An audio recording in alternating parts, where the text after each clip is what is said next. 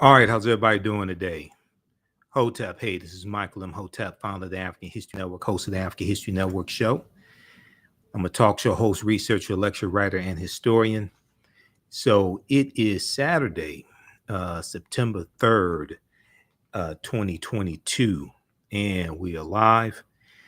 So I wanted to come on for a few minutes and talk about, give you a preview of the online class that I'm teaching on Sunday, September 4th, 2022 at 2 p.m. Eastern Standard Time. Ancient Kemet, the Moors, and the Ma'afa, understanding the transatlantic slave trade, what they didn't teach you in school. So I want to do a preview of that class.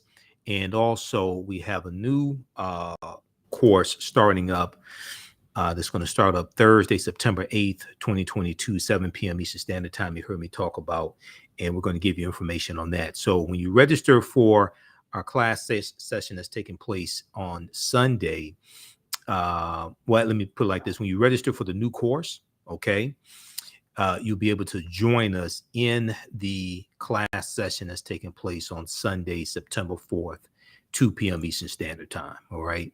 So this is a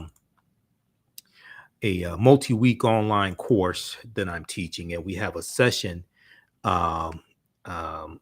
that's coming to a close now, and we have a couple of more classes left in the session, and we have classes on Sunday, September 4th, 2024. So we do 1,000 a year history, and we do what leads up to the transatlantic slave trade taking place. And I do a PowerPoint presentation. We have book references, articles, video clips. We have all that in the class. Okay, so you never look at history the same way. All right, and I need to log into Blog Talk Radio also, because we're going to broadcast this on our Blog Talk Radio channel as well. So just stand by. Just stand by. All right.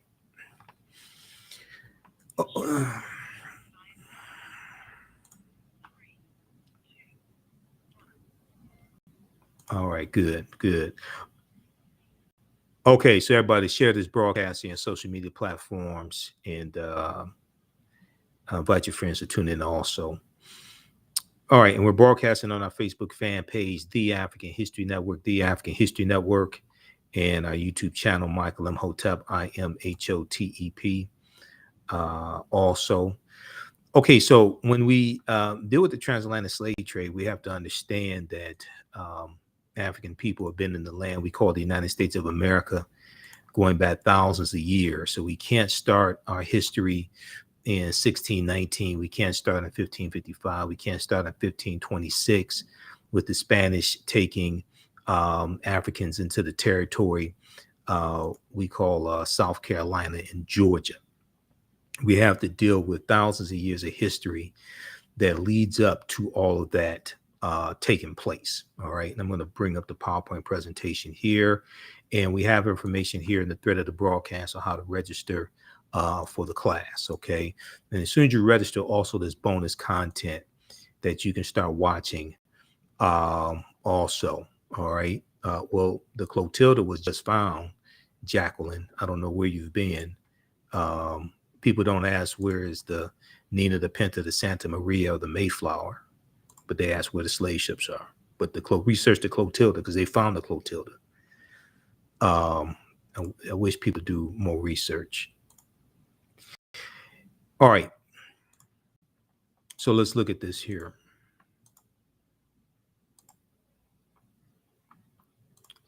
And I've been teaching this class on and off since 2017. We can't start studying our history in slavery, even when we study the transatlantic slave trade, which is important to study. We can't start in 1619. We know we just had the 403rd anniversary of August 20th, 1619.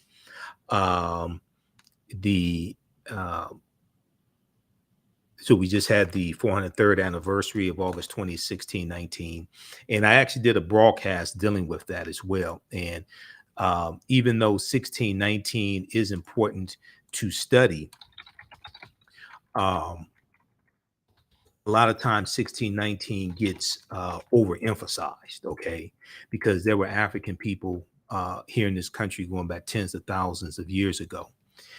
So one of the things that's important to understand is this chronology of history. All right. So let's continue here. Um, we can't start in the 1440s with the Portuguese. We know the Portuguese get involved in 1441. We have to understand the history chronologically and deal with the 800-year occupation of Europe by the Africans known as the Moors, um, who entered the Iberian Peninsula, today known as Spain and Portugal, from North Africa in 711 AD. And they go through Morocco in 711 AD. They go in originally 710 under General Tarif, and then they go in 711 AD to conquer and fight against the Vandals and the Visigoths. Now, this course not only deals with the transatlantic slave trade, but thousands of years of history that leads up to the transatlantic slave trade of African people taking place. August 20th, 2019 marked the 400th year anniversary of the 29 Africans who come into Point Comfort on August 20th, 1619 on the White Lion pirate ship, which was an English pirate ship, okay? And these were the Kimbundu speaking people from present-day Angola. They were captured. They were actually captured by a Portuguese slave ship, the San Juan Batista. Okay, the Portuguese slave ship had about 350 Africans on it, and they're going to be hijacked by two English pirate ships, the White Lion and the Treasurer. And the White Lion and the Treasurer, they come into Virginia in August of 1619, and they're there in Point Comfort, Virginia, which was Hampton. It wasn't Jamestown, it was actually Hampton, Virginia. Now, the year of 2019 was known as the year of return, so that 400th year anniversary. As many African Americans reconnected to Africa and traveled to Ghana and other West African countries. When we discuss the transatlantic slave trade, we have to first understand that African people are the original people of North, Central, and South America, and have been in the land we call the United States at least 51,700 years ago. And one of the books that we use in the class is The First Americans Were Africans, Documented Evidence by Dr. David M. Hotep, who's a friend of mine, and his book documents the African presence in this country going back thousands of years. So we deal with everything from the 800-year occupation of Europe by the Africans known as the Moors. We deal with shocking archaeological discoveries that are causing experts to rethink everything. Insurance companies that took out insurance policies on slave ships and enslaved Africans on plantations, Freemasonry, America and the Founding Fathers, origins of the term America and Africa. We look at what was the transatlantic slave trade and what leads up to it taking place. We deal with the role that Christopher Columbus plays. We look at people like Bartholomew de las Casas, Right Reverend Bishop Bartholomew de las Casas, who traveled on voyages with Columbus as well. And he's going to actually push for Africans primarily, but also some white people, to be enslaved instead of Native Americans, because he said the Native Americans had suffered enough and they were trying to save the Native American souls. Okay, so you have Right Reverend Bishop Bartholomew de las Casas to thank for that. Now he's going to fight against the transatlantic slave trade after that, but it really, after the Asiento of 1518 and King Charles V of Spain, who's the king of Spain at that time, the Asiento de Negros is going to drastically expand the transatlantic slave trade. Okay, and so some sources that you look at will have the transatlantic slave trade starting in 1518, which is not correct, but they're looking at, they may refer to it as a transatlantic slave trade proper, because in 1518, when with the Spanish involvement in the transatlantic slave trade, the Africans are not going from Africa into Spain first. They're going from Africa directly to where they're going in the Spanish colonies, as opposed to stopping in Spain first. And we talk about the Asiento de Negros in the class because that is a important turning point in the transatlantic slave trade. That's even before the triangular trade was created. The triangular trade is going to largely be created and championed and used by the English. Okay, well, the English get involved in the transatlantic slave trade in 1562. When you look at this one here, when you look at this chart here, or this graphic here, with the transatlantic slave trade, they look at from say 1650 to 1860. Okay, well, it's already been going on for 200 years at this point, 1650. You'll see some other ones. I have some other ones that look at it starting at 1518.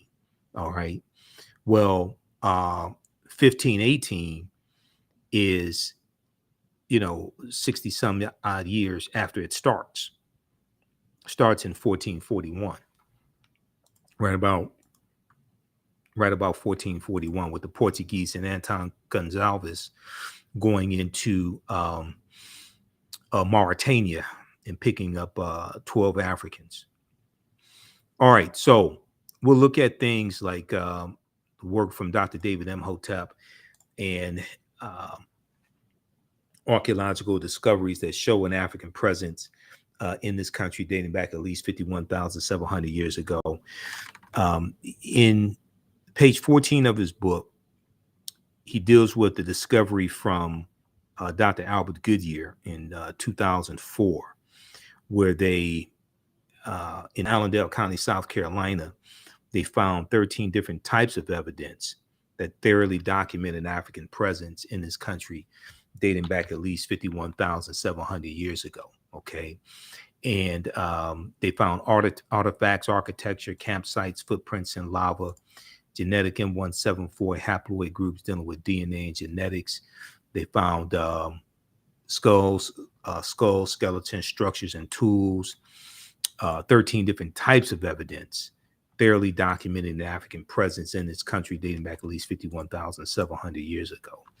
Here's a picture of Dr. Albert Goodyear, and there was a good article from ScienceDaily.com that deals with his discovery from 2004. And there's still dispute over his discovery. So the archaeological establishment disputes his discovery.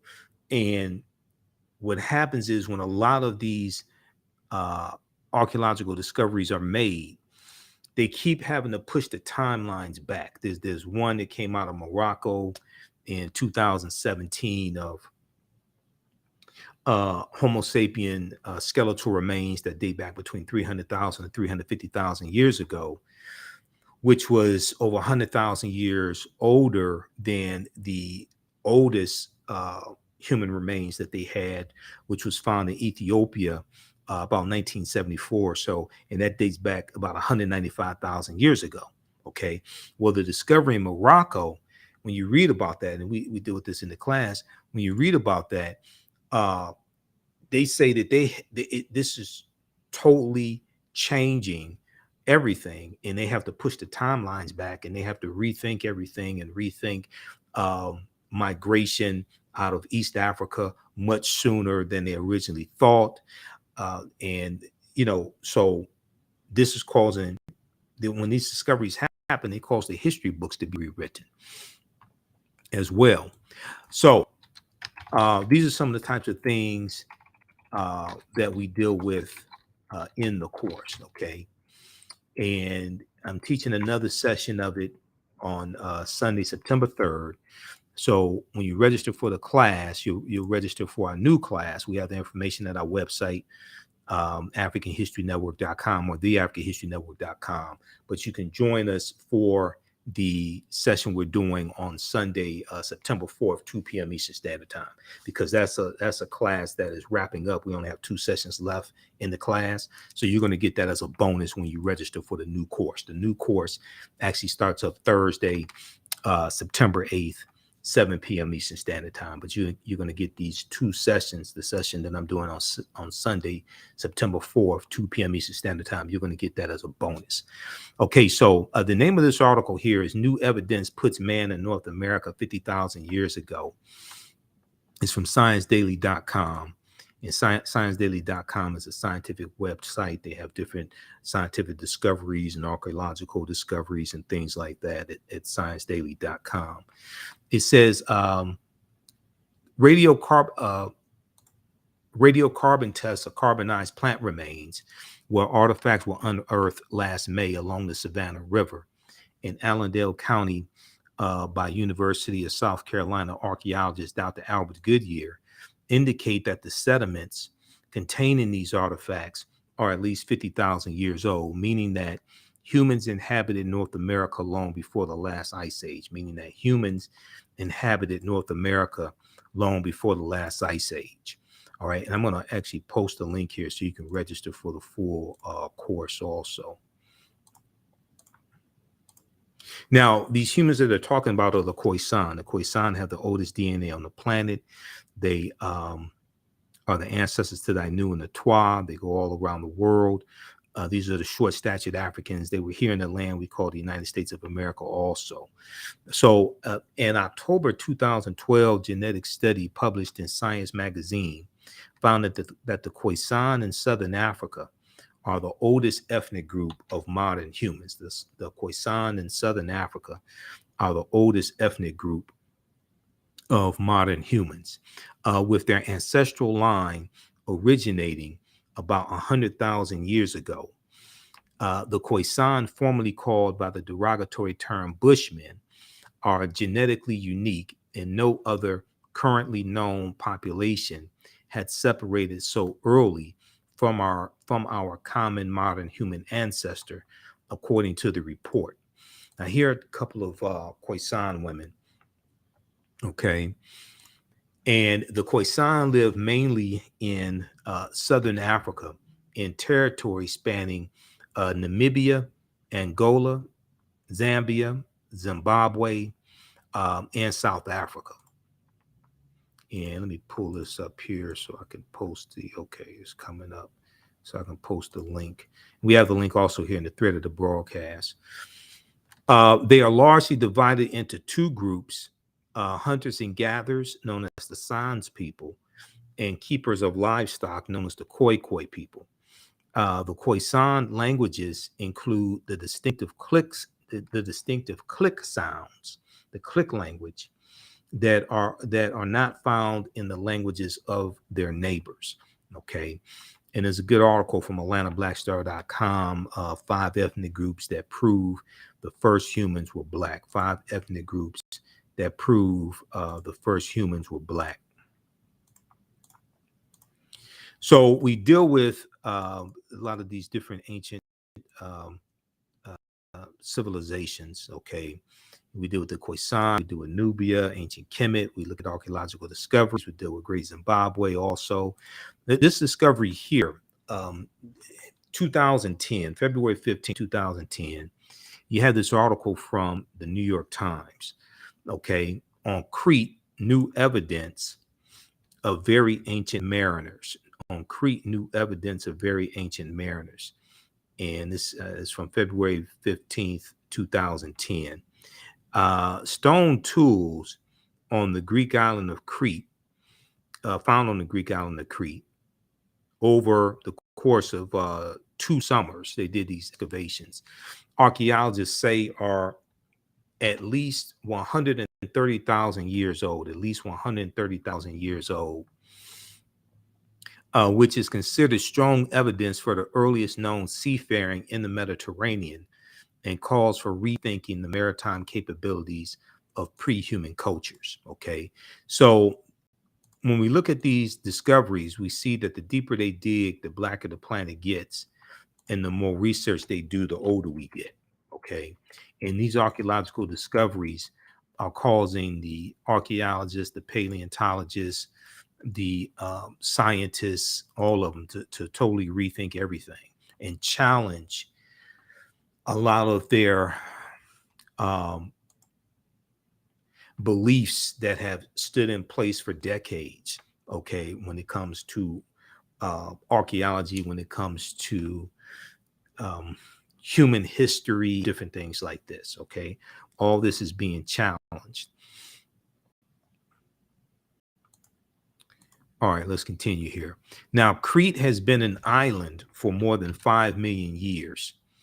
Um, Crete has been an island for more than 5 million years, meaning that the tool makers must have arrived by boat.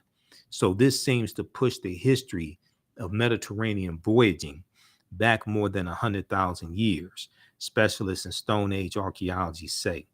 Previous artifact discoveries has shown people reaching Cyprus, a few other Greek islands, and possibly Sardinia no earlier than 10,000 to 12,000 years ago. No earlier than 10,000 to 12,000 years ago. Even more intriguing, the archaeologists who found the tools on Crete noted the style of the hand axe be up to 700,000 years. Now, this may be a stretch. They admit it, but the tools resembling from the stone technology known as Eschulen, is spelled Achulean, Eschulen, dated with pre-human populations in Africa somewhere between 150,000 years ago to 1.5 million years ago. Okay, so now, I've been talking about this discovery for a number of years on my radio shows and things like this. So I had somebody respond to me on my YouTube channel, and they had not read the entire article or something like that. And they said, oh, they found a couple of stone tools, and now they're trying to say that Africans are this old, or trying to make this claim, blah, blah, blah. No, they found more than 2,000 stone artifacts, including the hand axes, were collected on the southwestern shore of Crete over the course of 2 summers. They found more than 2,000 stone artifacts. It wasn't 1 or 2. They're not making this determination based upon 1 or 2 artifacts that were found. They found more than 2,000 stone artifacts over the course of 2 summers. Okay. So it's important for us to read this information as well. We look at the discovery, the lost city of Egypt. Now, there are 2 lost cities of Egypt that we talk about in the class. Okay, this one right here, this discovery was revealed in 2013, because when you research it, they had already made the discovery years before that. Okay, okay, hold on, the screen was frozen up. Okay, so this discovery here of Tanis Heraklion, the lost city of Egypt, this discovery was revealed in 2013. When you research it, you'll see that they made the discovery prior to 2013, but they actually revealed what it was that they found in April of 2013. Okay, now there are 2 lost cities of Egypt that we'll talk about in the class. One is Tanis Heraklion, and the other one is called Dazzling Aten, named after Akhenaten, who was Amenhotep IV. All right, and that discovery of Dazzling Aten that came out in 2021, and that's a lost city that dates back about 3,400 years ago, something like that. Okay, so if we look at this here, let me close this window out. Why is this coming up? Hold on just a second here. All right. So how you all like this type of information? Give us a thumbs up, give us a heart, give us a like on the broadcast.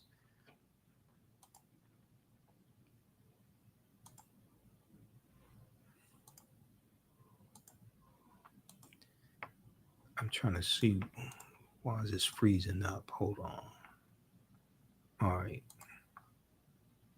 So here's some of the artifacts that were discovered at the bottom of the sea. So this is dealing with Tanis Heraklion, and it says um, this comes from an article from Yahoo News.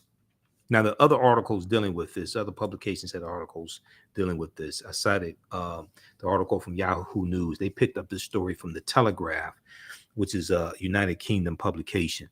Okay, sunken Egyptian city reveals 1,200-year-old secret. Sunken Egyptian city reveals 1,200-year-old secrets. The Telegraph reports that 150 feet beneath the surface of Egypt's Bay of Abu Qir, they found 64 ships, 16-foot tall statues, 700 anchors, countless gold coins, and smaller artifacts. Now, the lead archaeologist was Frank Gaudillo on this expedition. Frank Gaudillo estimates that Tanis Heraklion was built around 8th century BC. Okay, so, and these are some of the statues that they found, some of the artifacts, just a few of the things that they found down there. All right. And then we look at the lost city of Egypt as well. This is dealing with dazzling Aten also. So we go throughout and look at different periods of history. Of course, we deal with the 800-year occupation of Europe by the Africans known as the Moors. And then we look at the African influence here on the U.S. as well, okay, which is extremely important also, the African influence on the U.S. The layout of Washington, D.C. is a copy of the layout of ancient Kemet. And Egypt on the Potomac, Tony Browder deals with this as well, okay.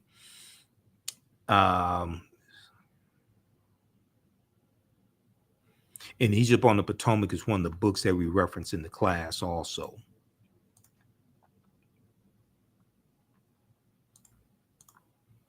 Now, here is the Washington Monument. The Washington Monument is called a tekhen.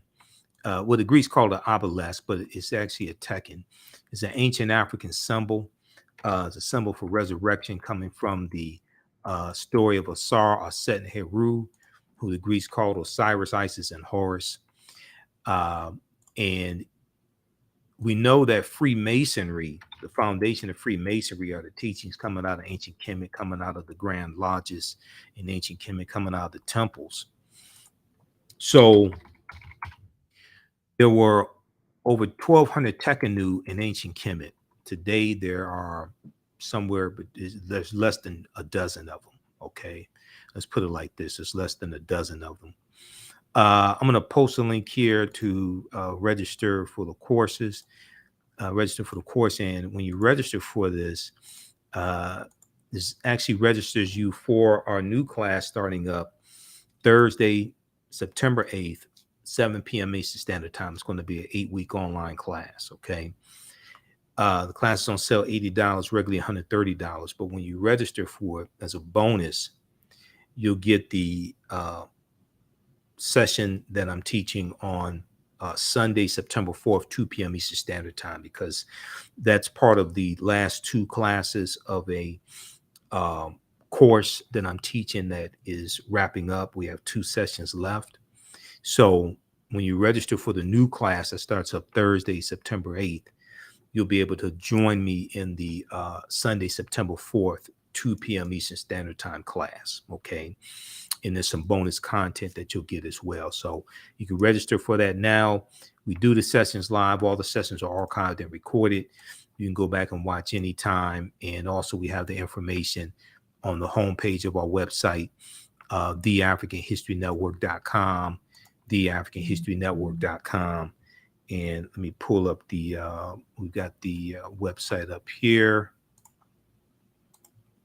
If you go to our old website, africanhistorynetwork.com, it'll direct you to the new website. So this information here. So the class is going to be an 8-week online course. I've been teaching it on and off since 2017. We have over 150 slides. in the class. So with 50 articles, I do a PowerPoint presentation. We have book references, articles, video clips. So class number 1 begins Thursday, September 8th, 7 p.m. Eastern Standard Time. So you can register here, click right here to register, and you can do debit card, credit card, PayPal, etc. And also, when you register, you'll see the information for the class on Sunday, September 4th, 2 p.m. Eastern Standard Time, because we have 2 sessions left of a course that's already been running that I'm wrapping up. So you can join us for the existing course, and you'll be ready for class number 1 that starts up Thursday, September 8th. All right. Now, we see different Tekkens in different parts of the world. Okay. And we see this theft of African history, African culture, and it gets represented to the world as if these people created it themselves, and they did not, as if Europeans created this themselves, and they did not. We see examples of Tekkens in, or Tekken for plural, in London, England, New York City, right here in the US, New York City, and Paris, France. Now, the ancient Kemites or ancient Egyptians called obelisks Tekkenu. You'll see Tekkenu spelled differently, different ways. Sometimes that last letter will be a W instead of a U. But ancient Egyptians called obelisk Tekkenu, and they were also used to tell the time in the past.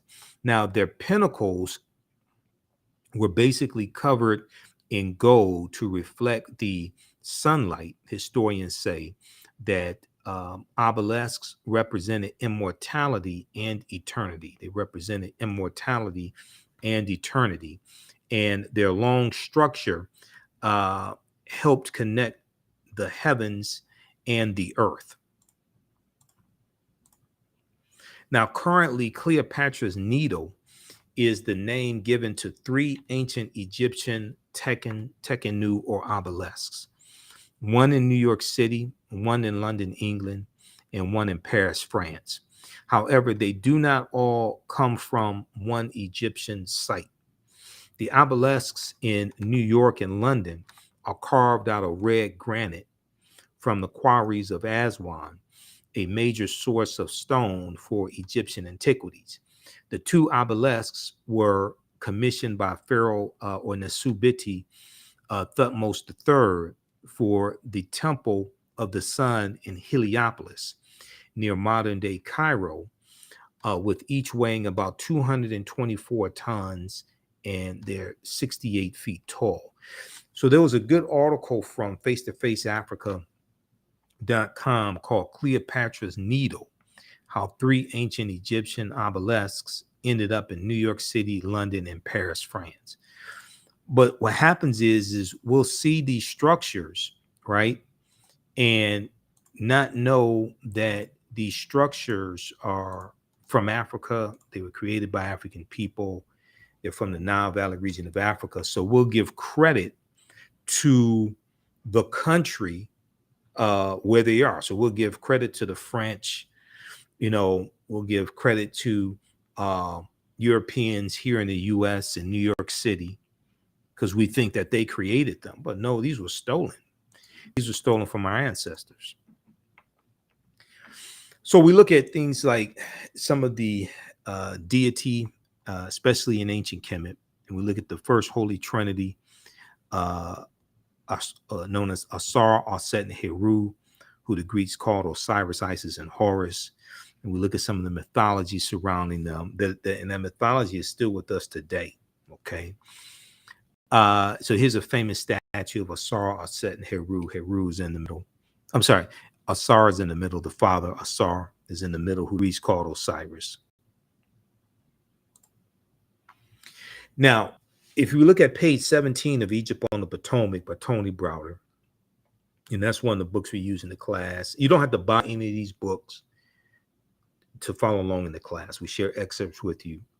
You can buy them if you want to, but you don't have to buy any of these books to be able to follow along in the class.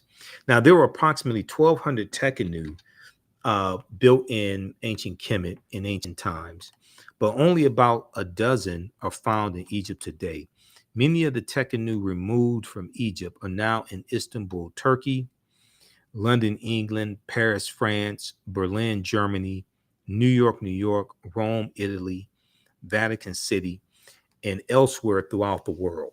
The Tekkenu are now called obelisks by their new owners, and few people know their origin or that they symbolize the resurrection of the African king or Nesubiti or Pharaoh Asar. If you read page 17 of Egypt on the Potomac by Tony Browder, he breaks down this history.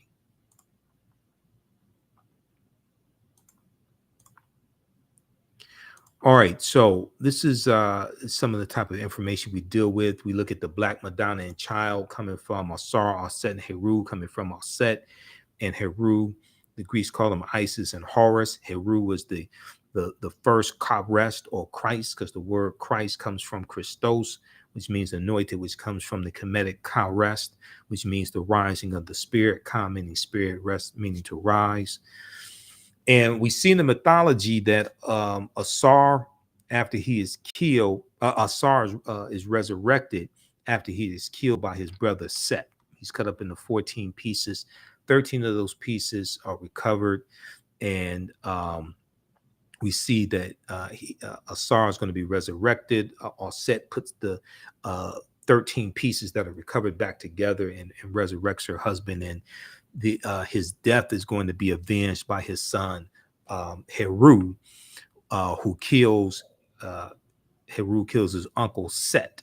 Okay, and we see that this is also going to form the foundation of the movie Star Wars, because George Lucas was a big he studied mythology. His mentor was Joseph Campbell. Joseph Campbell wrote the book The Power of Myth. And in an interview that Bill Moyers did in 1999 with George Lucas, who created Star Wars, George Lucas talks about the power of myth. He talks about the impact that Joseph Campbell had on him and the mythology that Joseph Campbell shared with him. The mythology of Star Wars with George Lucas, the struggle between heroes and villains, and the influence of a higher force are the essence of mythology and resonate within all cultures, providing storytellers with a natural framework for spinning tales.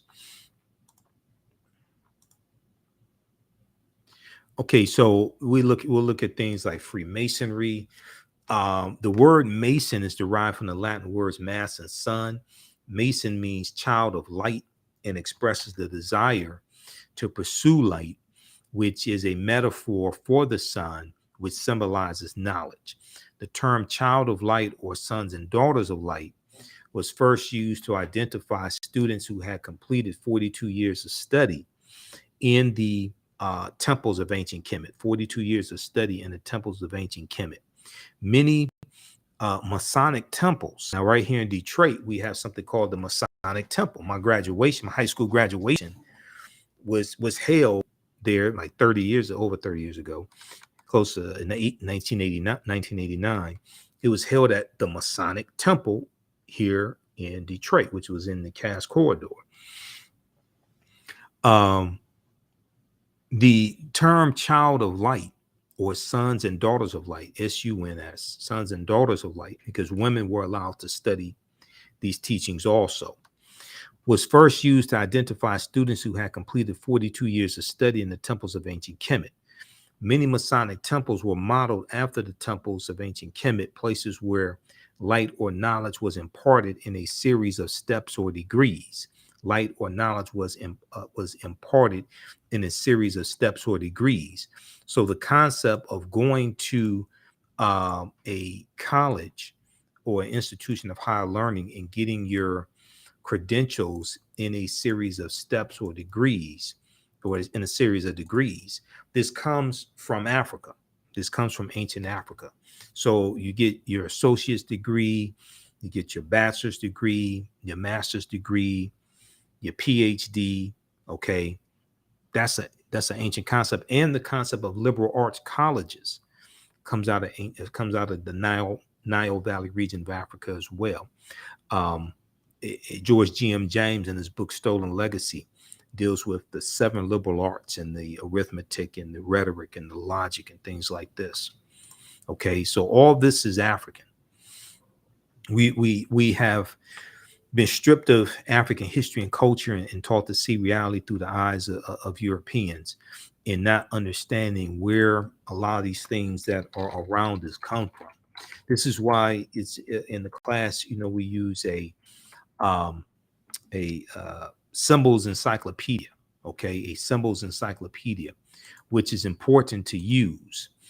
And the reason why is because we have to learn how to decode these different symbols that are all around us. So a symbols encyclopedia is very, very important. And I'll show you the one that I use here in just a second. Let me pull this up here. So you don't have to use this one. There are many others that you, but I was able to get this. I bought this some years ago at I think it was Borders bookstore. I think it was Borders bookstore. I got it at. It was like $10 when I got it. Okay, hold on. All right. Okay, so I want to monitor this here on YouTube also.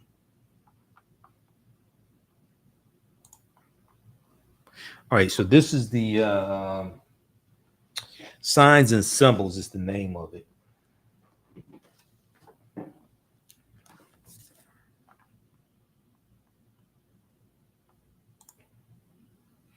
So this one right here, signs and symbols. So this is the symbols dictionary, symbols encyclopedia that I use. And it's in full color. When you open it up, the first page, it has Heru on it, straight out of ancient Kemet. Okay. You look at the cover, you see symbols from the metal netter on it. You see a pyramid. You'll see the caduceus, which is the universal symbol of medicine that comes out of Africa. That comes from the staff of Dahuti.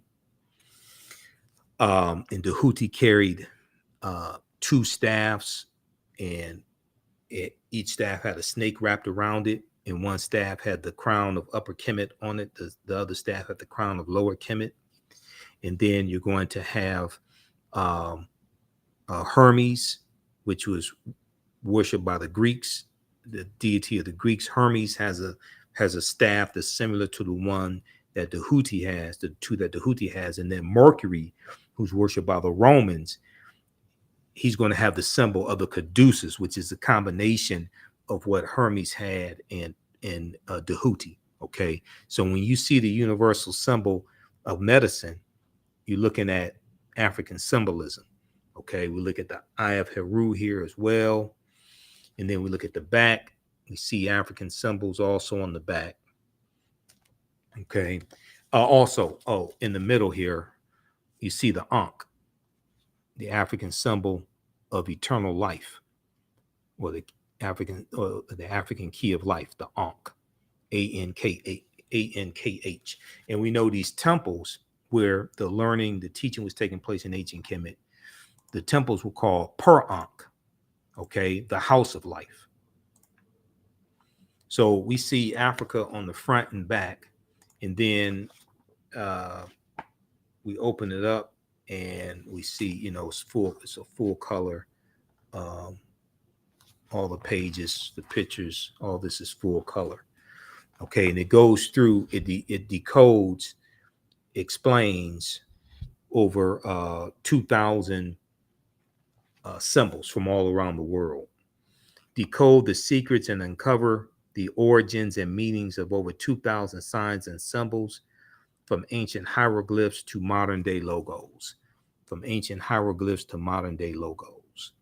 Okay, so this one was I think this was $10, something like that. This is put out by Covent Garden Books. It's put out by Covent Garden Books. Okay, that's the publisher. And this is Signs and Symbols. So there may be other symbols encyclopedias you get. This edition came out in 2011. There may be other symbols encyclopedias that you get, but you definitely want to have one.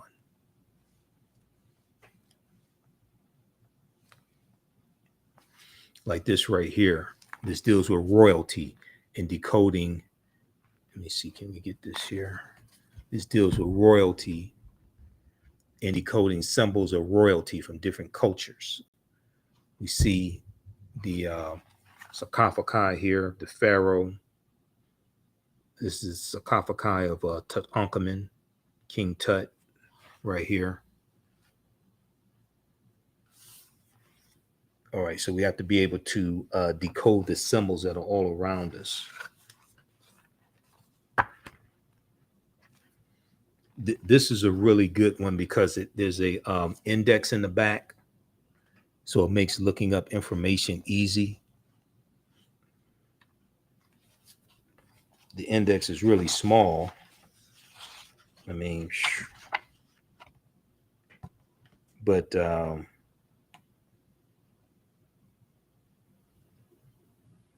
index is really small, but they do have one.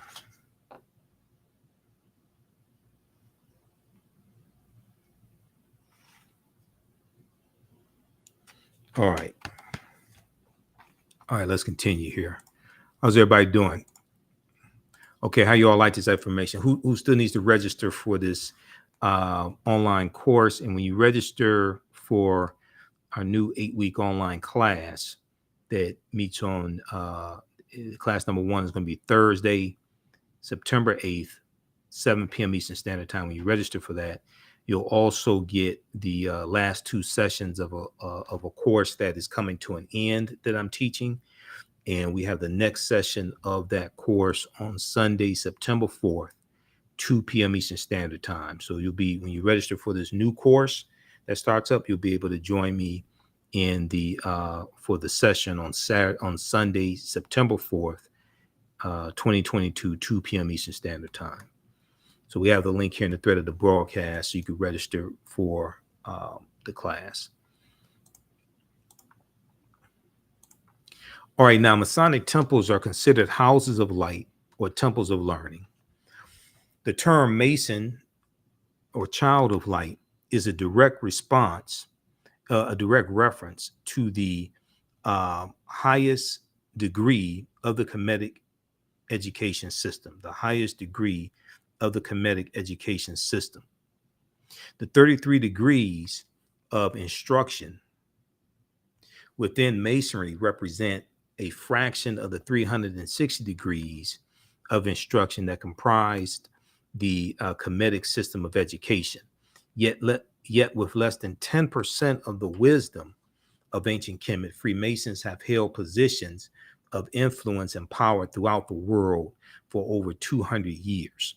So you look at page 33 of Egypt on the Potomac by Tony Browder, and he deals with that type of information.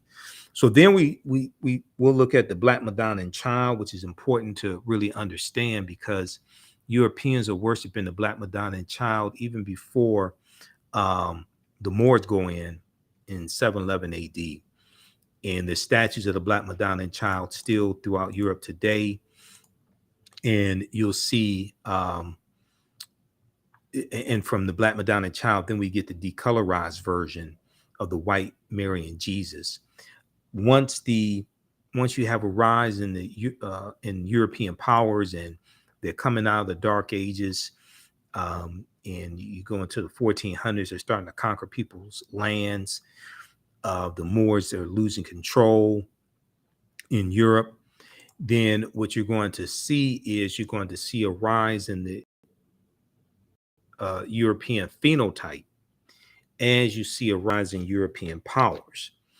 You're going to see traditional images that were African reinterpreted as European. And one of them is going to be the Madonna and Child, and images of God and different things like this. You're going to see interpreted as European. So Michelangelo paints the Sistine Chapel, and he uses his aunt and uncle as the models for Adam and Eve. Okay, and he paints God as a European. He paints the angels as white, etc. All right. So this is the Sphinx, what the Greeks call the Sphinx, which is really Hermaket or Heru on the horizon. So we'll go through and look at different things like this. We'll look at Joie de Piet, Black Pete, who is in reference to the Moors, and we see the celebration of Black Pete, Joie de Piet, in November and December in the Netherlands. And it runs through about December 5th in the Netherlands. But he is a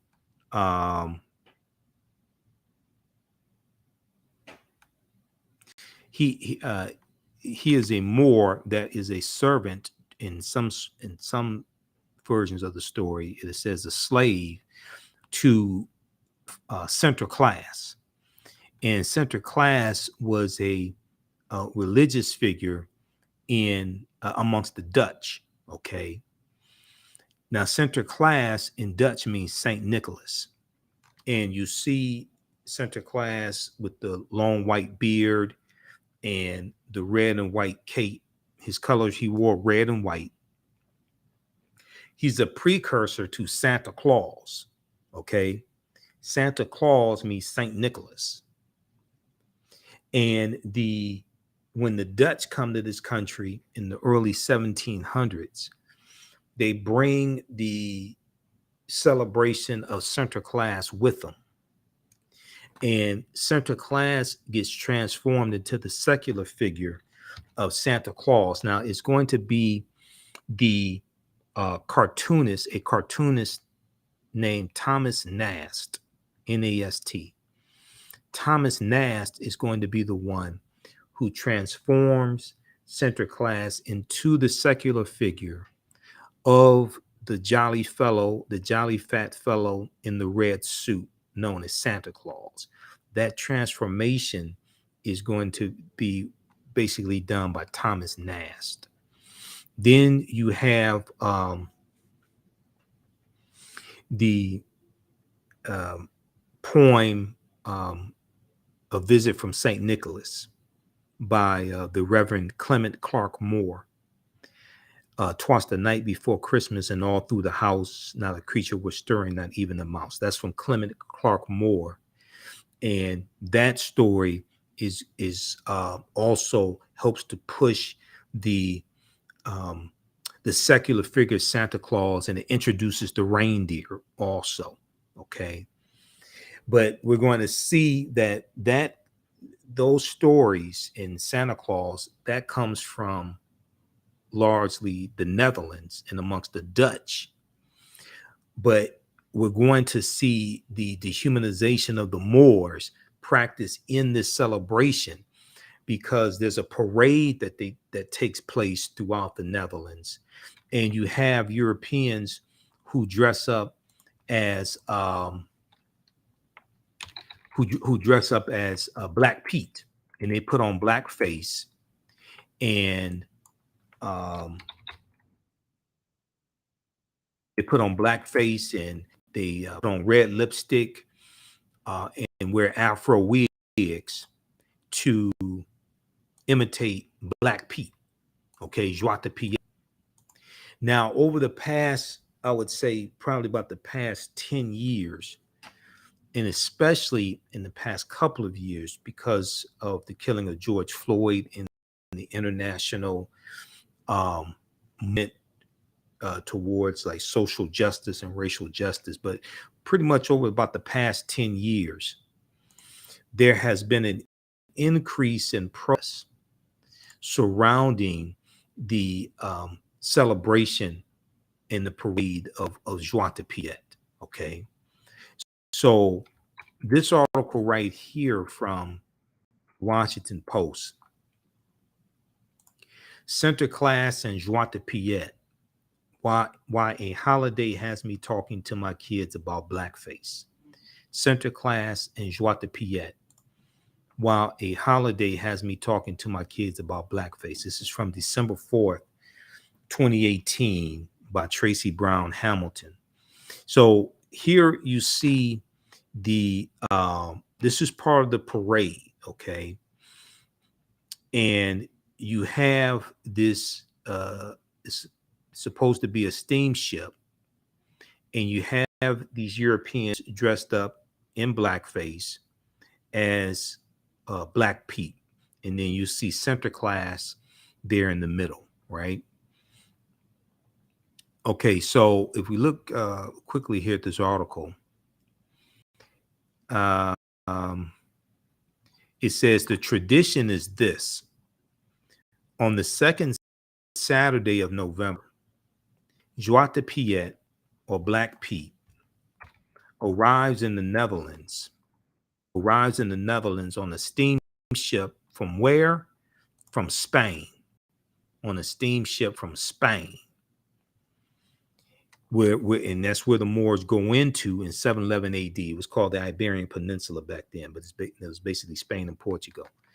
Arrives in the Netherlands on a steamboat from Spain, along with Center Class, a towering, thin, and plushly dressed figure. Hundreds of people gather to watch the steamboat arrive. With Piets dancing and waving while brass band music plays until Center Class disembarks on a white horse, with Joie de Piet walking at his side to greet and offer treats to the children. The ritual repeats in various cities across the Netherlands until December 5th, the name day of St. Nicholas. December 5th, the name day of St. Nicholas.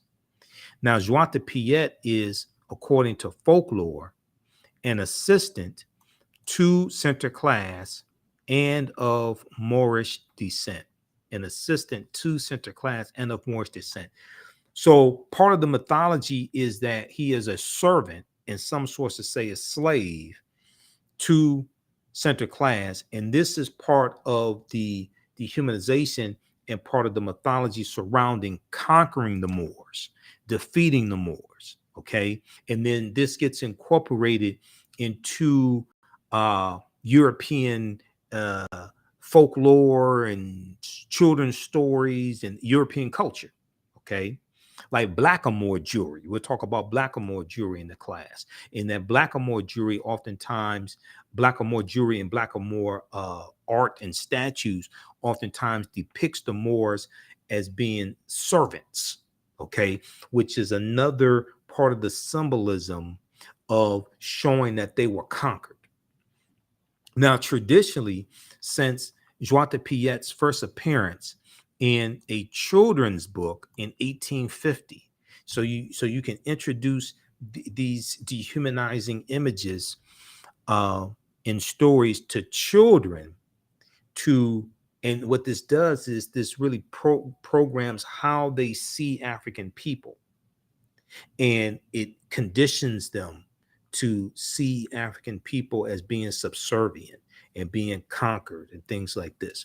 So traditionally, since Piet's first appearance in a children's book in 1850, Joie de Piet is portrayed as very dark-skinned, as a very dark-skinned character with large red lips. Joie de Piet is portrayed as a very dark-skinned character with large red lips, curly black hair, and giant hoop earrings. So these Europeans will put on Afro wigs, okay, and put on lipstick, okay, red lipstick. And let me see if we see it. If we can see it here. You see them with the red lipstick on, Afro wigs, blackface. This is going on right now. This happens now, and then we're going to see this between November and December. Usually, each year, you'll see stories about this taking place in the Netherlands, and you'll see story protests taking place, because every year between November and December, I see stories dealing with this. Now, when Zwarte Piets appear in person, they are portrayed by volunteers in blackface. Unlike Santa Claus, who comes one night a year, Sinterklaas and Zwarte Piet stick around for a few weeks, leaving presents for children's shoes left out by the fireplace each night. Okay, now,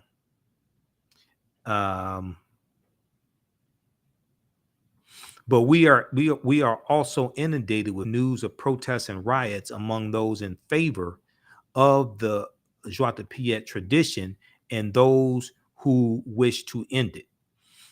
And discourse between Dutch politicians and international bodies, such as the United Nations Committee on the Elimination of Racial Discrimination, which urged the Netherlands to put an end to racial stereotypes and blackface, okay, is less joyful. All right, let's see here. Okay, so you can read the rest of this here. But once again, this ties into some of the history of the Moors.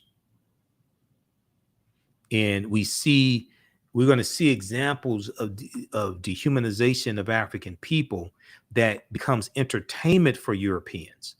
We're going to see examples of this, in various countries, but also here in the U.S. Like the minstrel shows of which start about 1828 with T.D. Rice, Thomas Dartmouth Rice, here in the U.S.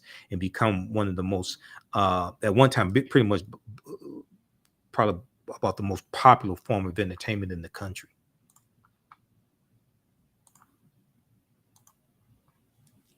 Okay, let's continue here.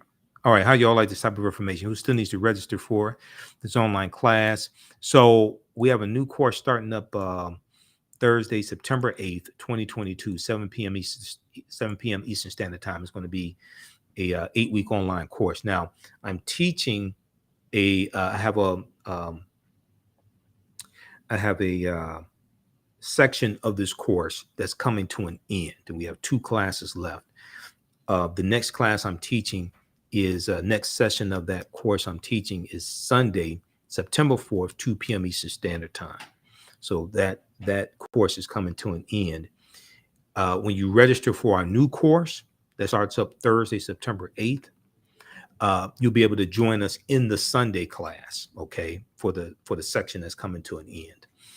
And we do the sessions live. All the sessions are archived and recorded. You can go back and watch them anytime, okay? So a year from now, 2 years from now, you'll be able to go back and watch the entire course. You don't have to be present in the class, because as soon as the class is over with, as soon as we complete a session, within about 10 minutes or so, it's available on demand. So you can log it. You'll be able to log into your account and you'll be able to watch the full class. Okay. So visit our new website, theafricanhistorynetwork.com, theafricanhistorynetwork.com. If you go to the old website, africanhistorynetwork.com, it will redirect you to the new one.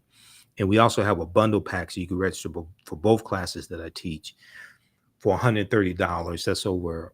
That's over a $300 value. If you've taken any of my online classes in the past, email us and you'll get a 50% discount. You can email us through the website. Okay. Also, just click on contact. What does it say? Contact the African History Network. Just email, click there and you can email us. The second class I teach, and it's going to start up Tuesday, September 13th, 7 p.m. to 9 p.m. Eastern Standard Time, from the Civil War to the Civil Rights Movement and Black Power, 1865 to 1968. From the Civil War to the Civil Rights Movement and Black Power, 1865 to 1968. And we go through and we look at history starting in 1803 with the Louisiana Purchase, okay, and the Haitian Revolution, because those 2 events are connected. And we go through and look at history chronologically and see what leads up to the Civil War taking place, and look at the Civil War, Reconstruction, 1865 1877, Reconstruction era, Jim Crow era, Great Migration, World War I, World War II, Civil Rights Movement, Black Power movement. To understand what happened to us after slavery ended, what were the laws and policies put in place to put us in the predicament we're in today, to understand where we need to go from here. Okay, so that's the second class as well, from the Civil War to the Civil Rights Movement and Black Power, 1865 to 1968. Okay, now, so we'll look at things like, why is Christmas celebrated on December 25th? This may go outside the circumference of some people's awareness, but nowhere in the biblical text does it state that Jesus the Christ, or Yeshua, was born on December 25th. And we know the letter J didn't exist until 1630 AD also. Okay, so we'll look at this history. We'll look at some things, some aspects of the film Black Panther, because the film Black Panther relates to African history, African culture, African language, African spiritual systems. We know the Panther deity in the film Black Panther, Bast, comes from Bastet, who was a Neter. She was a goddess worshipped in ancient Kemet around 2890 BC. And she was originally in the form of a lioness, had the head of a lioness originally, and later the head of a cat, Bastet. Okay, this is where Bast comes from in the film Black Panther. And also, we'll look at things like the word Wakanda, because the word Wakanda is a real word. And Wakanda is a word, but it's also in the Omaha Ponca and Sioux Indian languages. Okay, so we see it in Bantu languages like Kikongo, and it's in reference to family, but also it's in the Omaha Ponca and Sioux Indian Native American languages. And Wakanda means possesses secret powers, which sounds a lot like Black Girl Magic to me. In Wisconsin, there's a Wakanda Water Park, in Wisconsin. It's spelled Wakanda. It's been there for decades. Okay, it didn't just come into existence when the movie came out in 2018. We'll talk about Hannibal Barca and the Carthaginians and the Punic Wars, the 3 Punic Wars as well, and the fight against Rome, and Publius Cornelius Scipio Africanus. Will deal with the fact that Africa is not named after Publius Cornelius Scipio Africanus. People have it backwards. He took his surname after the Battle of Zama in 202 BC, after he conquers Hannibal Barca.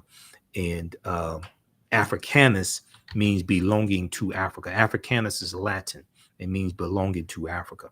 So we'll look at Carthage some as well. We'll look at Carthage. We'll look at the Kingdom of Great Zimbabwe. We'll look at the 3 great West African kingdoms of Ghana, Songhai, and Mali. Axum as well. So we'll look at these different civilizations, these different empires. We'll go through and look at some of the history of the Africans known as the Moors, and going into the Iberian Peninsula and settling in the southern portion of Spain that they call Al-Andalus. Okay, and they go on in 711 AD. And we'll look at Tariq ibn Ziyad as well, who is going to lead his troops in 711, and where they land Iberian Peninsula, they land at a rock promontory, and they call it Jebel Tariq, which in Arabic means Tariq. It means Tariq's mountain. Jebel Tariq, translation is Tariq's mountain, and this is where Gibraltar comes from. Okay, Gibraltar, that word Gibraltar comes from Jebel Tariq. So when you hear the Rock of Gibraltar, this is something named after an African man. It's named after Tariq ibn Ziyad. Okay. And we're going to see that Tariq also goes on takes his cavalry into the Spanish city of Toledo. And within months' time, Tariq ibn Ziyad had effectively terminated European dominance of the Iberian Peninsula. Okay. And we're going to see him go into Toledo and some other cities there as well, and to conquer. All right, now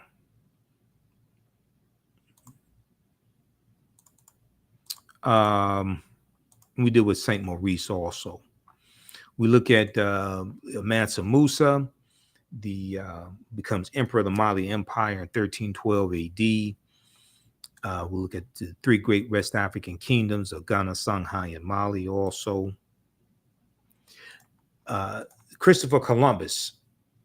Columbus is crucial to understanding the expansion of the transatlantic slave trade and what Columbus went on his 4 voyages, what was behind his voyage as well, and the atrocities that he inflicted upon indigenous people. So he never comes to the land that we call the United States of America. The closest he comes here is Cuba, which is 90 miles away. Okay. But these island nations that he conquers, they still have not recovered from what happened to them over 500 years ago. Okay. Hispaniola, the island of Hispaniola, the western third of Hispaniola is where Haiti is. But Puerto Rico and Honduras and Panama and Jamaica, things like this. And these are all conquered by Spain. And there's going to be a fight. There's going to be a fight between these European nations over these different new territories and island nations that are being conquered by Spain. So we're going to see Jamaica fall into the hands of the British. We see the western third of the island of Hispaniola, Saint Dominique, is where Haiti's going to be. We see that fall into the hands of the French. So we're going to see these fights. These same European nations and these same Europeans who've been fighting each other for hundreds of years, going back to when they were groups of barbarians, like the Anglos, the Saxons, the Jutes, the Lombards, the Picts, the Alans, the Franks, the Vandals, the Visigoths, things like this. Going back to when they were barbarians, we're going to see these nations of Europeans continue to fight and kill one another. Okay. And they're fighting and killing each other over these new lands that are being conquered, and they're fighting over wealth, and they're setting up plantations, especially sugarcane plantations in these areas with a very warm climate. All right. So, and then we look at what leads up to the transatlantic slave trade taking place. We look at Christopher Columbus, Bartholomew de las Casas as well. Bartholomew de las Casas estimates that Columbus was responsible for the murder of 12 million to 25 million indigenous people. Okay. So this is just a brief overview of this, what's going to be an 8-week online course, Ancient Kemet, the Moors, and the Ma'afa, Understanding the Transatlantic Slave Trade, where they didn't teach you in school. I've been teaching this class on and off since 2017. It's evolved immensely. It's evolved greatly from when I first taught it in 2017. So we have over 50 articles in the class. There's a number of books that we reference. You don't have to buy any of the books to follow along in class. There's about 150 slides or so in the class as well. There are also video clips. We look at what was the transatlantic slave trade and go through and look at this step by step. The widespread enslavement of diverse peoples of economic and political gain has played a fundamental role throughout human history in the development of nations. Ancient Greek and Roman societies operated by using slave labor, as did many European countries in the modern period. As early as the Middle Ages, Mediterranean cities were supplied with Moorish black slaves from Muslim countries in North Africa. Okay, by comparison, the slave trade is a term which has grown to be associated specifically with the transatlantic slave trade, or the triangular trade, that spanned 4 centuries, roughly 1518 to 1865. But really it goes back to we have to start in 1441 with the Portuguese, because the Portuguese were going to dominate for the first 200 years. 1518 is when the Asiento de Negros is signed by King Charles V of Spain, and is drastically going to expand the transatlantic slave trade. Okay.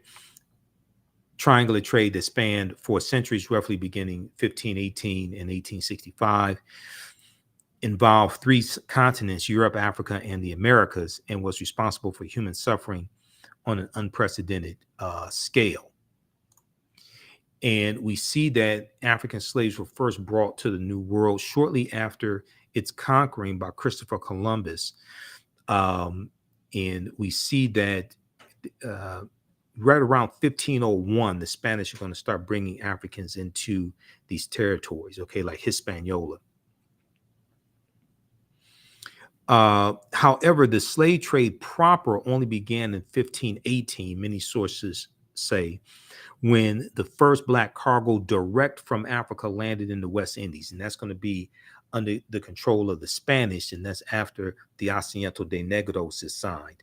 Now, the importation of African slaves to work in the Americas was the inspiration of the Spanish bishop Bartolomé de las Casas, whose support of African slavery was motivated by humanitarian concerns. Bartolomé de las Casas argued that the enslavement of Africans and even some whites, proving that in the early period, slavery did not operate according to exclusive racial demarcations. They were still enslaving some Europeans, but they're going to increasingly shift over to African people. Bartolomé de las Casas argued that the enslavement of Africans and even some whites would save the indigenous American Indians or Amerindian populations, which were not only dying out, but engaging in large-scale resistance as they opposed their excessively harsh conditions. As a result, King Charles V of Spain agreed to the Asiento, or slave trading license, of 1518, which later represented the most coveted prize in European wars, as it gave to those who possessed it a monopoly in slave trading. Okay, so we'll go through and look at this history also. So this is a deep course. This is an 8-week online course that I teach. Ancient Kemet, the Moors, and the Ma'afa, understanding the transatlantic slave trade, what they didn't teach you in school. We'll look at thousands of years of history, what leads up to the transatlantic slave trade taking place. We'll look at this history chronologically, okay? So you can register for this online course right now at our new website, theafricanhistorynetwork.com, theafricanhistorynetwork.com. So class number 1 starts Thursday, September 8th, 2022. There's bonus content you can start watching now. It's going to be 7 p.m. to 9 p.m. Eastern Standard Time. We do the sessions live. All the sessions are archived and recorded. As soon as you register, you'll be able to join us in class on Sunday, September 4th at 2 p.m. Eastern Standard Time, because I have a course that's wrapping up. We have 2 more sessions left in this course that's wrapping up of the same class. So you'll be able to join us in class on Sunday, September 4th, 2 p.m. Eastern Standard Time, okay? And we have the link to register for the class here in the thread of the broadcast also. I'm going to post the link here again on the thread of the broadcast, and it's also in the description here as well, and at our website, theafricanhistorynetwork.com. So the class is regularly $130, is on sale $80. You can use this information with your children. I would say the content is PG-13, okay? It's not overly graphic. I don't do a lot of cursing, things like that. And you can watch from around the world also. So how do you all like this type of information? Okay, give us a thumbs up, give us a heart, give us a like. And when you register for this class, this also helps support the African History Network, helps us keep doing the research, stay on the air, keep broadcasting, pay some of the bills, etc.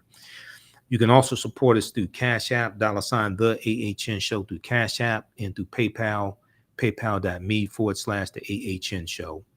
This helps us keep doing the research, stay on the air, pay some of the bills, because it takes a lot to do all of this, to do what I do.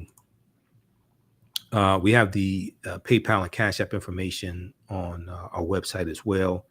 And the link right here, the Cash App, takes you to the Cash App barcode as well. Okay. This is our only Cash App account. There's some fake African History Network Cash App accounts I'm still trying to get shut down. I've had Cash App launch an investigation. I have to follow with them on this. But this is our Cash App account, $ the AHN show, SHOW. When you go to it, it says Michael and shows my picture there. So these other ones are fake ones. That's not us. And we have the PayPal link there also. All right, look, we have to get out of here. Hopefully you learned a lot from this broadcast, and you can join us in class as well. My radio show is on Sundays, 9 p.m. to 11 p.m. Eastern Standard Time, the African History Network show on 9:10 a.m. Superstation WFDF. We also broadcast here on Facebook and YouTube when I'm on live as well, okay? So the African History Network on Facebook and Michael M. Hotep on YouTube. Turn on live notifications so you know when we go live. And be sure to register for our email newsletter. Text the word Kemet, Kemet, to 22828 to sign up for our email newsletter. Text the word Kemet, Kemet, to 22828 to sign up for our email newsletter also, okay? Because we send one out a few times a week, and we try to send one out before our shows and before we teach the classes also. Okay, so text the word Kemet, Kemet, to 22828 to sign up for our email newsletter. Okay, look, we have to get out of here. Remember that at the African History Network, we focus on educating, empowering, and inspiring people of African descent throughout the diaspora and around the world, because right now it's correct wrong behavior. It's not over till we win. Wakanda forever, and we'll talk to you next time. Peace.